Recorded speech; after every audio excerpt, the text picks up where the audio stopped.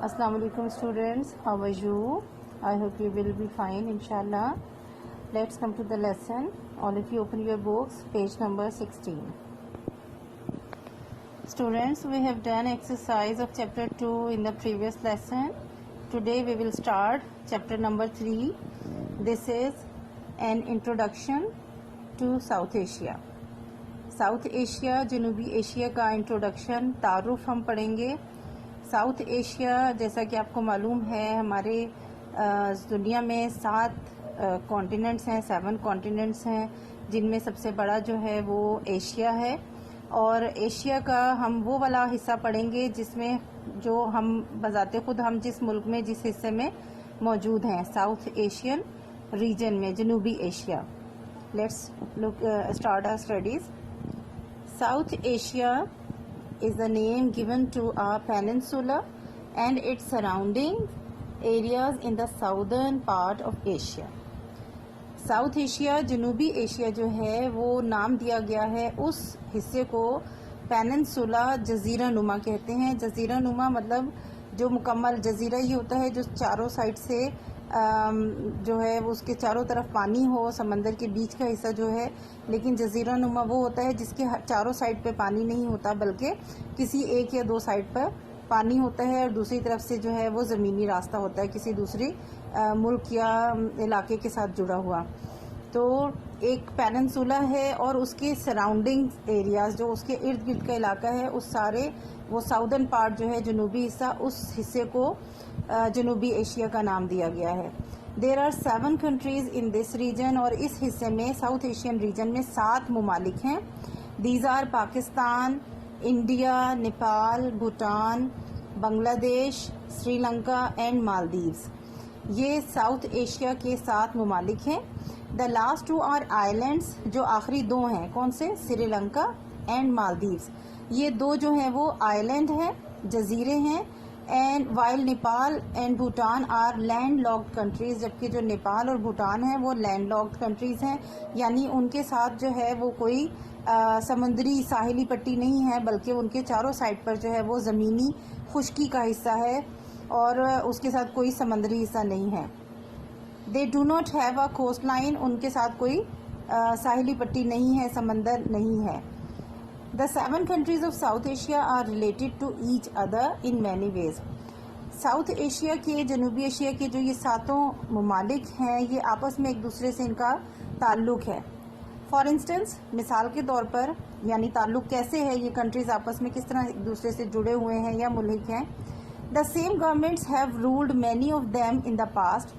एक ताल्लुक़ तो ये है कि माजी में, पुराने ज़माने में, आज के दौर से पहले, काफ़ी पहले, बहुत सारे ममालिक जो साउथ एशिया के थे वो ज़्यादातर एक ही हुकूमत जो है वो एक ही कौम हुकूमत करती थी, एक ही तरह की गवर्नमेंट थी उन सब पर. फॉर एग्ज़ाम्पल, जैसे पाकिस्तान जब आज़ाद नहीं हुआ था तो भारत और पाकिस्तान बरे सगीर पाक हिंद का एक एरिया था और यहाँ पर पहले मुसलमानों की हुकूमत थी, फिर उनके बाद अंग्रेज़ यहाँ पर आ गए और उन्होंने कब्ज़ा कर लिया और फिर अंग्रेज़ों की हुकूमत हो गई. यानी एक ही वक्त में कोई एक ही हुकूमत थी जो कई ममालिक पर इकट्ठे हुकूमत करते थे, ना सिर्फ पाकिस्तान, भारत, बल्कि और जो इर्द गिर्द के ममालिक हैं उस पर भी बरतानिया की हुकूमत थी. बाद में फिर ये ममालिक आज़ाद हुए और सेपरेट हो गए. The situation in one of these countries very often affects the people living in the others. इसके अलावा और किस तरह से रिलेटेड हैं वो ऐसे कि जो सिचुएशन होती है, किसी भी मुल्क के जो हालात हैं वो अक्सर किसी दूसरे मुल्क के जो रहने वाले हैं उन लोगों पर भी असरअंदाज होते हैं. वो कैसे असरअंदाज होते हैं? For example, all reverse of Pakistan originate from India. Pakistan के जितने भी दरिया हैं वो भारत से शुरू होते हैं, यानी उनका पानी जो है वो भारत की तरफ से बहता हुआ पाकिस्तान में दाखिल होता है, तो उनकी इब्तिदा जो है वो भारत से होती है. And the dams built any of these rivers in India may affect the irrigation in Pakistan. अब उन्हीं दरियाओं पर अगर भारत डैम बना लेता है और डैम बनाने की वजह से जाहिर है कि वो पानी वहाँ पर स्टोर कर लेता है डैम में, और वो पानी पाकिस्तान में दाखिल नहीं होता, पानी आने से रोक लेता है, तो जाहिर है पाकिस्तान को फिर ये नुकसान होता है कि पाकिस्तान इरिगेशन कैसे करेगा. फसलें उगाने के लिए जो पानी की ज़रूरत है, जो दरियाओं का पानी नहरों के ज़रिए खेतों तक पहुँचाया जाता है, वो पानी जो है वो पाकिस्तान को پھر نہیں مل سکتا اور پاکستان میں اریگیشن کا مسئلہ پیدا ہو جاتا ہے. Similarly, if one of these countries develops an industry, it may use raw material from the others. اسی طریقے سے اگر کوئی ایک کنٹری جو ہے وہ انڈسٹریز لگاتا ہے تو وہ اور دوسرے ممالک سے لے کر را مٹیریل خام مال یعنی جس قسم کی بھی انڈسٹری وہ لگاتے ہیں اس کی جو لیے ضرورت ہوتی ہے مال کی وہ کسی دوسرے ملک سے جو ہے وہ لے لیتا ہے.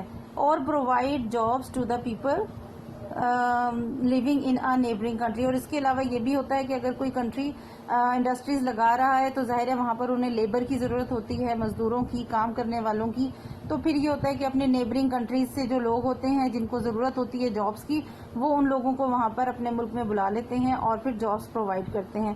تو اس طرح سے ایک دوسرے کے ساتھ ان کا ریلیشن جو ہے وہ چلتا رہتا ہے. دا انوائرمنٹل پولوشن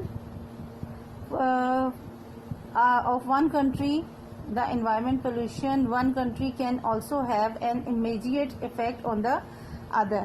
اسی طرح کسی ایک ملک میں جو ماحولیاتی آلودگی ہوتی ہے اگر وہ کسی ایک ملک میں زیادہ ہے, شدت ہے, تو فوری طور پہ اس کے ساتھ نیبرنگ کنٹریز پہ بھی اس کا افیکٹ ہوتا ہے, اس کا نقصان ہوتا ہے.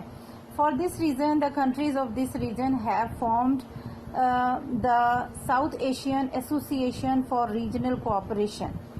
اسی وجہ سے, کیونکہ یہ جو دو تین وجوہات ہیں کہ ایک ہی جگہ رہنے کی وجہ سے یا ایک دوسرے سے جڑے ہوئے ہونے کی وجہ سے آپس میں ملک ایک دوسرے سے ریلیٹڈ ہیں اور کئی طرح سے ایک دوسرے پر اثر انداز ہوتے ہیں, تو کیا کیا ہے ان ممالک نے, ان کی حکومتوں نے مل کر ایک تنظیم بنائی ہے اور وہ تنظیم کیا ہے, ساؤتھ ایشین ایسوسی ایشن for regional cooperation, SAARC, SAARC, جس کو ہم سارک بولتے ہیں. اس کی ایبریویشن جو ہے وہ ساؤتھ ایشین ایسوسی ایشن فار ریجنل کوآپریشن. کس مقصد کے لیے بنایا گیا ہے؟ They are some times known as the SAARC countries. اور جو یہ سارے 7 ممالک ہیں ان کو کئی مرتبہ سارک کنٹریز بھی کہا جاتا ہے. اور یہ کس لیے بنائی گئی ہے تنظیم کہ یہ جو ممالک ہیں ساؤتھ ایشین ریجن میں آپس میں مل کر اکٹھے ہو کر رہیں اور آپس کے اس پورے خطے کے اندر جس لحاظ سے بھی ایک دوسرے کو ضرورت ہو اس کی ضرورت پوری کریں, ایک دوسرے کے ساتھ تعاون کریں تاکہ جو مسائل ہیں انسانوں کے,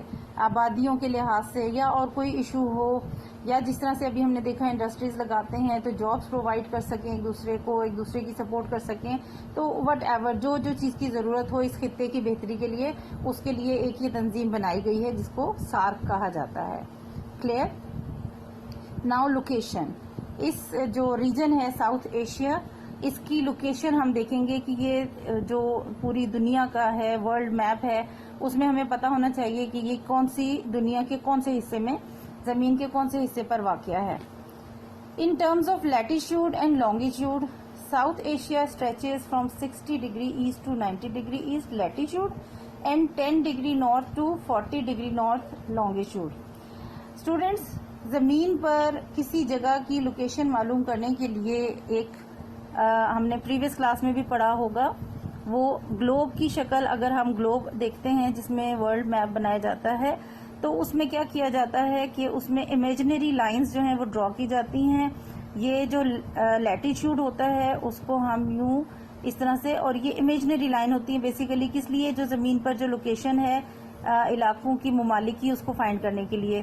تو اس طرح سے آپ کو ملیں گی. اگر ورتھ وائز آپ نے معلوم کرنا ہو چوڑائی میں تو اس کو لیٹیچیوڈ بولتے ہیں, اور یہ جو ہے ایسٹ اور ویسٹ, ٹھیک ہے, یہاں سے یہاں تک یہ لیٹیچیوڈ کاؤنٹ ہوتا ہے. اور لانگیچیوڈ جو ہے وہ لینتھ میں ہوتی ہیں لائنز, وہ آپ کو اس طرح سے شیپ میں ملتی ہیں. اور یہ صرف کیا ہوتا ہے, لوکیشن معلوم کرنے کے لیے ہمیں اس طرح سے امیجنری لائنز گلوب پہ ڈرا کی جاتی ہیں اور پھر ان کو ڈگریز میں شو کیا جاتا ہے. اب یہ جو ساؤتھ ایشین ریجن ہے وہ 60 ڈگری ایسٹ ٹو 90 ڈگری, یعنی آپ کہہ سکتے ہیں اس طرح سے اندازاً 60 ڈگری ایسٹ ٹو 90 ڈگری, اور نارتھ میں جو لانگیچیوڈ ہے اس کا وہ 10 degree north to 40 degree north, یہاں سے 10 ٹو 40. اس طرح سے لوکیشن کی چوڑائی میں اتنا پھیلا ہوا ہے اور لمبائی میں اتنا پھیلا ہوا یہ علاقہ ہے.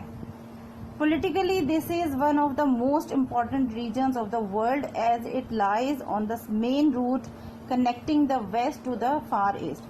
اور سیاسی اعتبار سے یہ علاقہ بہت اہم ہے، ساؤتھ ایشین ریجن جہاں پہ ہمارا اپنا ملک پاکستان بھی ہے، ہم رہتے ہیں، اس لحاظ سے بہت اہم ہے کہ یہ دنیا کے اس مین روٹ پر واقع ہے which connect the west to the far east, جو کہ کنیکٹ کرتی ہے مغربی دنیا کو مشرقی حصے کے ساتھ، یعنی یورپین کنٹریز کو مشرق کی سائڈ پر جو ممالک ہیں ان سے کنیکٹ کرتی ہے، اور یہ سینٹر میں اس روٹ پر اس جگہ پر واقع ہے۔ Towards the north is China, شمال کی طرف چائنا ہے، چین ہے، which retains tense relationship with India, اور چائنا کے بھارت کے ساتھ تعلقات بڑے شدید ہیں، سخت ہیں، لڑائی جھگڑے کی کیفیت رہتی ہے ان کے ساتھ، بٹ فرینڈلی ود پاکستان، جبکہ پاکستان کا دوست ملک ہے، بے حد دوستانہ معاملات ہیں، تعلقات ہیں، ہر طرح سے سپورٹنگ ہے۔ To the south are the Arabian sea and the great Indian ocean, جو جنوب کی طرف ہے اس سائڈ پر بحیرہ عرب ہے اور بحیرہ ہند کا حصہ ہے۔ ہمارے سندھ کی سائڈ پہ جو سندھ صوبے کی طرف ہے بحیرہ عرب لگتا ہے، اور بلوچستان کی سائڈ سے گوادر پورٹ کی طرف سے انڈین اوشن بحیرہ ہند کا حصہ لگتا ہے۔ Beyond which لائز the vast continent Australia, اور اس سے دور جو درمیان کا حصہ ہے، انہی دونوں بحیروں کے درمیان وہاں پر آسٹریلیا کا ایک جو کانٹیننٹ ہے ہمارا، ایک اور بڑا بر اعظم آسٹریلیا، وہ وہاں پر واقع ہے۔ ٹھیک ہے جی۔ کنٹریز ساؤتھ ایشین ریجن میں جو ہم نے پڑھا ہے کہ 7 کنٹریز ہیں اور ان کے نیمز ہم نے پڑھ لیے تھے۔ اب 1 بائی 1 ان تمام کنٹریز کے بارے میں ہم کچھ ڈیٹیل پڑھیں گے اس کے اندر۔ سب سے پہلا ملک Pakistan. Pakistan became independent in 1947، جیسا کہ آپ کو معلوم ہے 1947 میں پاکستان آزاد ہوا۔ Before that the British ruled it along with the rest of south Asia, لیکن اس سے پہلے جو برطانیہ تھا وہ پاکستان پر ہی نہیں بلکہ ساؤتھ ایشیا کے جتنے ممالک ہیں ان سب پر انگریزوں کی حکومت تھی، برطانیہ کی۔ Today it has a population of around 180 million. آج اس کی آبادی جو ہے وہ تقریباً 180 ملین ہے، اور میرا خیال ہے کہ یہ جس وقت بک پرنٹ ہوئی ہے اس کے بعد سے اب تک آبادی جو ہے وہ 22 تک سے ابو کر گئی، 22 کروڑ تک پہنچ چکی ہے۔ About 97% of the people are Muslim، تقریباً 97%، 97% جو لوگ ہیں وہ مسلمان ہیں پاکستان کے، while the minorities include Hindus, Christians, Parsis, Sikhs and Buddhists، جبکہ پاکستان میں باقی جو 3% لوگ ہیں وہ minorities ہیں، اقلیتیں ہیں، یعنی کہ دیگر مذاہب سے تعلق رکھنے والے تھوڑی تھوڑی تعداد کے جو لوگ ہیں ان میں ہندو بھی شامل ہیں، عیسائی بھی ہیں، پارسیز بھی ہیں، یعنی آتش پرست جو ہیں زرتشت مذہب سے تعلق رکھنے والے، سکھ بھی ہیں، اور بدھسٹ بھی، یعنی بدھ مت کے ماننے والے بھی یہاں پر موجود ہیں، لیکن تعداد میں بہت کم ہیں۔ Pakistan is a democratic country and its official name according to the Constitution of 1973 is the Islamic Republic of Pakistan۔ Pakistan ایک جمہوری ملک ہے۔ جمہوری ملک وہ ہوتا ہے جہاں پر حکومتیں جو ہیں وہ عوام کی مرضی سے، عوام کی پسند سے الیکشن کر کے بنائی جاتی ہیں۔ اس ملک کو ڈیموکریٹک ملک کہتے ہیں جہاں پر عوامی حکومت ہوتی ہے، عوام کی من پسند۔ And it's official name according to the constitution, ہمارے جو آئین ہے 1973 کا آئین جو بنایا گیا تھا 1973 میں، اور آج تک اسی آئین پر، اسی قانون پر کے مطابق حکومتیں چل رہی ہیں ہماری، تو اس کے مطابق پاکستان کا جو نام رکھا گیا وہ تھا اسلامک ریپبلک آف پاکستان، اسلامی جمہوریہ Pakistan. It's divided into 4 provinces، اور پاکستان کو 4 صوبوں میں تقسیم کیا گیا۔ وہ 4 صوبے کون سے تھے؟ Sindh, Balochistan, Punjab and the north west frontier province, جس کو ہم نے پہلے اس کا نام سرحد تھا، شمال مغربی فاٹا کا حصہ جو ہے وہ صوبہ، اور بعد میں اس کا نام چینج کر کے خیبر پختونخوا رکھا گیا۔ But also includes the province like territories of Azad Kashmir and Gilgit Baltistan, لیکن اس کے ساتھ ساتھ پاکستان میں پروونس کی طرح، صوبے کی طرح کے کچھ علاقے بھی ہیں، یعنی ابھی تک شاید ڈکلیئر نہیں ہوا، صوبے بنائے تو جا چکے ہیں اور صوبے ہی ہیں تقریباً، لیکن ابھی تک شاید آفیشلی ڈکلیئرڈ نہیں ہیں، تو اس لیے ان کو ہم صوبے کی بجائے جو صوبے سے ریلیٹڈ صوبے جیسے علاقے کہتے ہیں، اور وہ 2 علاقے ہیں، ایک آزاد کشمیر اور دوسرا گلگت بلتستان۔ آزاد کشمیر آپ کو نام سے پتا ہوگا کشمیر کا ایک حصہ ہے جو پاکستان اور بھارت کے درمیان کا حصہ ہے، لیکن وہ متنازع علاقہ ہو چکا ہے. اس کا ایک حصہ ہے جو آزاد ہو گیا اور پاکستان کے ساتھ شامل ہو گیا، وہ آزاد کشمیر کہلاتا ہے. جبکہ ریمیننگ کشمیر جو ہے وہ مقبوضہ کشمیر ہے. مقبوضہ اس لیے بولتے ہیں کہ بھارت نے زبردستی اس پر قبضہ کیا ہوا ہے، اپنی فوجیں وہاں داخل کر رکھی ہیں، جبکہ وہاں کے کشمیری جو ہیں وہ پوری طرح سے چاہتے ہیں کہ وہ پاکستان کے ساتھ شامل ہو جائیں یا آزاد ہو جائیں، لیکن بھارت زبردستی اس پر قابض ہے اور اپنی فوجیں اس نے وہاں داخل کر رکھی ہیں اور مسلمانوں پر ظلم و ستم ہو رہا ہے. یقیناً لیٹسٹ نیوز آپ لوگ دیکھتے رہتے ہوں گے کشمیر کے حوالے سے. تو وہ والا پارٹ جو ہے وہ مقبوضہ کشمیر ہے، لیکن اسی سے ایک دوسرا حصہ ہے جو آزاد ہو کر پاکستان میں شامل ہے، وہ آزاد کشمیر کہلاتا ہے. گلگت بلتستان ایک اور اسلامی ریاست ہے جو پاکستان میں صوبے کی طرح کا ایک حصہ ہے، لیکن ان کا الگ ایک سسٹم ہے، ان کے وزیر اعظم اور دیگر جو حکومت کا سسٹم ہے وہ سیپریٹ ہے. The capital of the country is Islamabad. ہمارے جو پاکستان ملک ہے اس کا کیپٹل اسلام آباد ہے. While the provincial capitals are Karachi, Sindh, Quetta, Balochistan, Lahore Punjab and Peshawar KPK. جو پورے ملک کا ہمارا کیپٹل ہے وہ اسلام آباد ہے، اور جو صوبائی کیپٹل ہے، صوبائی دارالحکومت ہے، ہر صوبے کا الگ ایک شہر ہے. جیسے سندھ ہمارا صوبہ ہے، اس کا دارالحکومت کراچی ہے، اور بلوچستان کا کوئٹہ ہے، پنجاب کا لاہور ہے، اور KPK کا پشاور کیپٹل ہے.